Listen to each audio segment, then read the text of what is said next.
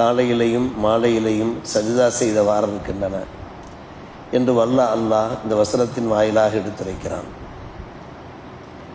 விண்ணிலே மண்ணிலே உள்ளவர்கள் என்றால் ஆறறிவு படைத்த நாமும் அல்லாஹ்வுக்கு சஜிதா செய்கின்றோம். அதே போன்று வானவர்கள் அல்லாத மற்ற அத்தனை படைப்புகளும் அல்லாஹ்வுக்கு அடிபணிகின்றன. அப்படியானால் என்ன அர்த்தம்? என்றைக்கும் நாம் அல்லாஹ்வுக்கு அடிபணிவதை குறிக்கோளாக லட்சியமாக கொண்டு வாழ வேண்டும். ஒன்று தௌஅன் விரும்பி செய்கின்றன அல்லது நிர்பந்தமாக செய்கின்றன. விரும்பி செய்வது என்றால் என்ன பொருள்? ஆறறிவு படைத்த நாம் நன்கு விளங்கி சஜிதா செய்கின்றோம். அல்லாஹ் தான் நம்மை படைத்தான், அவனுக்குத்தான் நாம் சிரம் தாழ்த்த வேண்டும் என்கின்ற அடிப்படையில். கருகம் என்றால் நிர்பந்தமாக என்றால் என்ன அர்த்தம்?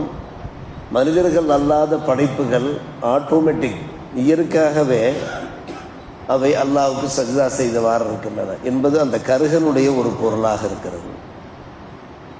அல்லாஹ்வுடைய படைப்புகள் என்று சொல்லும்போது அல்லாஹ் ஒரு அதிசயமான கருத்தை இங்கே நமக்கு விளங்க வைக்கின்றான். நிழல்கள் கூட அல்லாஹ்வுக்கு சஜிதா செய்தவாறு இருக்கின்றன. லிலால் என்றால் நிழல்கள், உதுவிவல் ஆசால் என்றால் காலை மாலை.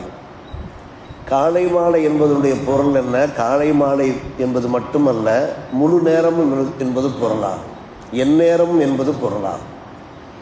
விரிவுரையாளர்கள் அப்படித்தான் விளக்கம் தருகிறார்கள். அதாவது சூரியன் உதிக்கின்ற சந்தர்ப்பத்தில் நிழல் நீண்டவாறு இருக்கும், அப்போது நிழல் முழுமையாக இருக்கும். பின்பு சூரியன் அப்படியே உயர்ந்து உச்சத்துக்கு வருகிறது, நிழல் சுருங்கி விடுகிறது. நிழல் வலப்பக்கம் இடப்பக்கமாக சென்று சுருங்கி விடுகிறது. பின்பு சூரியன் மறைய தொடங்குகிறது. மறைய நிழல் அதிகரிக்க ஆரம்பித்துவிடும், நிழல் நீள ஆரம்பித்துவிடும். ஆக நிழல்கள் சுருங்கும் போதும் சரி, அது விரிவடையும் போதும் சரி, இது எல்லாம் அல்லாஹ்வுடைய கட்டுப்பாட்டு கீழே இருக்கின்றன. எப்படி விரிவடைகின்றது, எப்படி நீளுகிறது, எப்படி அது சுருங்குகிறது? யோசித்து பார்த்தோமா? அருமை சகோதரர்களே, பெரியவர்களே, எல்லாம் அல்லாஹ்வுடைய கட்டுப்பாட்டு கீழே இருக்கிறது. உதிக்கிற போது அது நீள்கிறது என்றால், அதிகமாக இருக்கிறது என்றால், உச்சத்திற்கு வந்த பின்னாடி அது சுருங்குகிறது என்றால், மறுபடியும் அது அதிகரிக்கிறது என்றால், எல்லாமே அல்லாஹ்வுடைய கட்டுப்பாட்டு கீழே இருக்கின்றன என்பதான அதனுடைய பொருள். அல்லாஹ் சொல்லுகிறான், நிழல்கள் உட்பட உலகிலே உள்ள அத்தனை படைப்புகளும் எனக்குத்தான் சஜ்ஜா செய்கின்றன என்று அல்லாஹ் சொல்கிறான். ஆனால் ஆறறிவு படைத்த நாம் சஜ்ஜா செய்வதற்கும் மற்ற படைப்புகள் சஜ்ஜா செய்வதற்கும் இடையிலே வித்தியாசம் இருக்கிறது. மற்ற படைப்புகள் என்று நாம் பார்க்கிற போது அது உயிரினங்களாக இருக்கலாம், அல்லது பரப்பனவாக இருக்கலாம், நீந்துவனவாக இருக்கலாம், எதுவானாலும் சரி. அதனுடைய விளக்கம் என்ன? குர்ஆன் விரிவுரையாளர்கள் சொல்லுகிறார்கள், அது கட்டுக்குள் அடங்குகிறது. அந்த சஜ்ஜாவுடைய பொருள் கட்டுக்குள் அடங்குகிறது, தாழ்ந்து பணிகிறது. எந்த நோக்கத்துக்காக வேண்டி ஒவ்வொரு படைப்புகளும் படைக்கப்பட்டிருக்கிறதோ அந்த நோக்கத்தை நோக்கி அது சென்று கொண்டிருக்கிறது, அது நிலையாக நின்று கொண்டிருக்கிறது என்று விளக்கம் தருகிறார். அல்லாஹ் ஒவ்வொரு படைப்பையும் ஒவ்வொரு நோக்கத்துக்காக படைத்திருக்கிறான். அது மரமாக இருக்கலாம், அல்லது பட்சினங்களாக இருக்கலாம், அல்லது தண்ணீரில் நீந்து கொண்ட மீன் குஞ்சுகளாக இருக்கலாம், எதுவானாலும் சரி, ஒவ்வொன்றும் ஒவ்வொரு நோக்கத்துக்காக படைக்கப்பட்டிருக்கின்றனவே. அவை யாவும் நாம் விளங்குகிறோமோ விளங்கவில்லையோ அல்லாஹ்வுக்கு அடிபணிந்தவாறு இருக்கிறது என்று சொல்லுவது நாம் அல்ல, அல்லாஹ் சொல்லுகிறான். அல்லாஹ் சொல்லுகிறான், வதிலாலுகும் பில் உதுவி வல்ல ஆசால். நாம் புரிந்தோ புரியாமலோ எல்லாமே அல்லாஹ்வுக்கு சஜ்ஜா செய்தவாறு இருக்கிறது, அல்லாஹ்வுக்கு தாழ்ந்து பணிந்தவாறு இருக்கிறது என்று அல்லாஹ் ரப்புல் ஆலமீன் இந்த அருமையான ஆயத்திலே நமக்கு எடுத்துரைத்து கொண்டிருக்கிறான். இதனுடைய நோக்கம் என்ன? அத்தனை படைப்புகளும் அல்லாஹ்வுக்கு சஜ்ஜா செய்கிற போது, மனிதர்களே நீங்கள் எனக்கு சஜ்ஜா செய்யாவிட்டால் அதனுடைய இழப்புகள் உங்களுக்குத்தான் என்று அல்லாஹ் நமக்கு உணர்த்தி காண்பிக்கிறான்.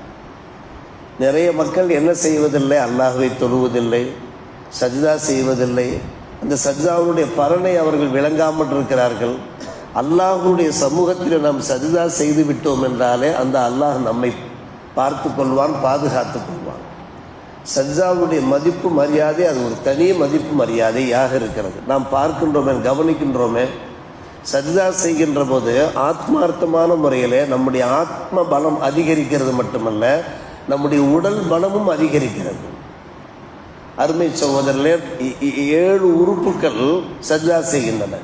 சஜ்ஜாவில் 7 உறுப்புகள் சஜ்ஜா செய்கின்றன. அந்த 7 உறுப்புகளும் தரையை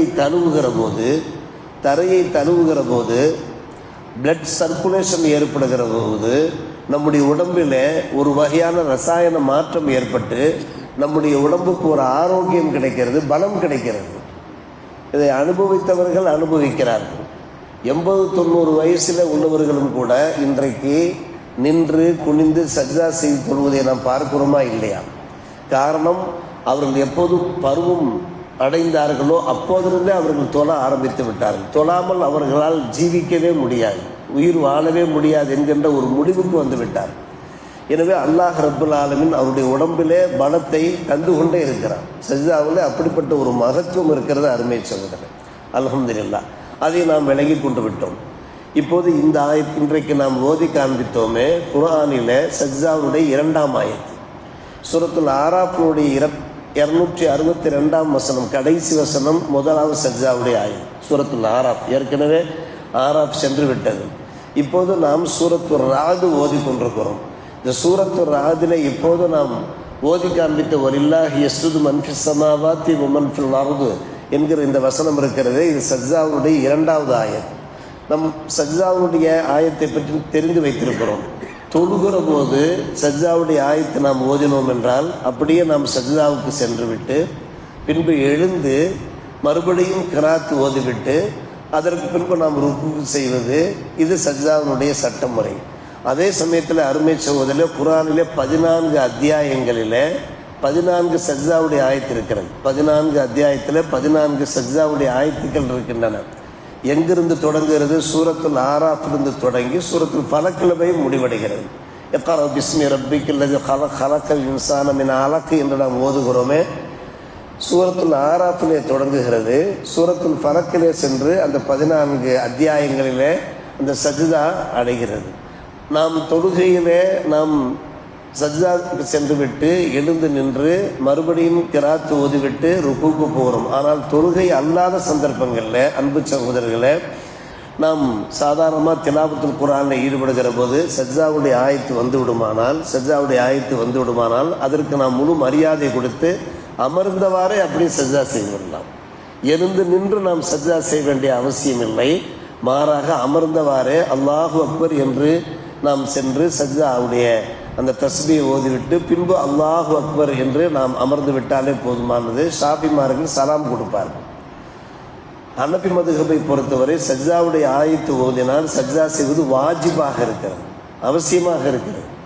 வாஜிபு என்றால் அந்த சஜ்ஜா செய்யாவிட்டால் அது குற்றம் பிடிக்கப்படும். ஆனால் இமாம் ஷாஃபி ரஹ்மத்துல்லாஹி அவர்கள் சுன்னத்த முஅக்கதா என்கிறார். அது மிக மரியாதைக்குரிய உறுதி வாய்ந்த சுன்னத் என்கிறார். கிட்டத்தட்ட வாஜிபும் சுன்னத்து முஅக்கதாவும் ஒன்றுக்கொண்டு நெருக்கமானவைகள் தான். எனவே சஜ்ஜாவுடைய சட்டத்திட்டங்களை நாம் புரிந்து கொள்கிறோம். காரணம், சஜ்ஜாவை பற்றி நாம் நிறைய கேள்விப்பட்டிருக்கிறோம். குர்ஆனில் எங்கே சஜ்ஜாவுடைய ஆயத்து இடம் பெறுகிறது என்றால், காபிர்களிடத்திலே குர்ஆன் ஓதப்பட்டால் அவர்கள் சஜ்ஜா செய்ய மாட்டார்கள். சஜ்ஜாவுடைய ஆயத்து ஓதப்பட்டால் சைத்தான் வெருண்டோடுவான் என்கிற அந்த ஆயத்துக்கள்.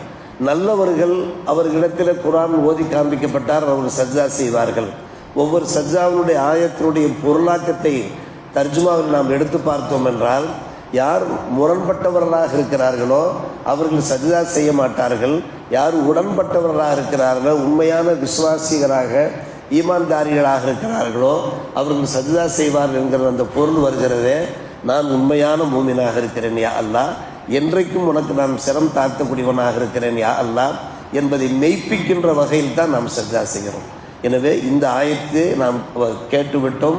நம்மால் இயன்ற அளவுக்கு இங்கிருந்து நாம் விடைபெறுகிற போது சஜ்ஜா செய்துவிட்டு செல்வது நல்லது. காரணம், அது வாஜிபாக இருக்கிறது.